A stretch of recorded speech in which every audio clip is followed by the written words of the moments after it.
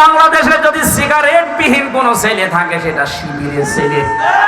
আমি গ্যারান্টি দিচ্ছি। আপনি বলেন, এরা টেন্ডার বাজি করে না, চাঁদা বাজি করে না, সিগারেট খায় না, ডাল খায় না। বিশ্ববিদ্যালয়ে তা আমিও পড়েছি। এই মানুষগুলো সকালে উঠে দেখতাম কোরআন পড়ছে, লালন শাহ হলে আমি ছিলাম। আর অন্য দলের ছেলেদেরকে দেখেছি সকালে উঠে কলি করছে লাল পানি দিয়ে। লাল পানি বোঝেন? আমার এই চোখ দিয়ে দেখেছি মাস্টার্সে ক্লাস নিচ্ছে। মাস্টার্সে ক্লাস করছিলাম, হঠাৎ শুনতে পেলাম হয়েছে ওই কি হয়েছে। পরে শুনলাম যে এক শিক্ষককে জুতা দিয়ে পিটিয়েছে মাস্টার্সের এক ছেলে। স্যার বলছে যে বাবা আমার ছেড়ে দিয়ে, আমি জীবনে আর ক্লাসে আসবো না। বলছে না, বাংলায় উচ্চারণ করলাম না। বলছে শালা করি আমি মেরেই ফেলবো। পড়ে কিসে?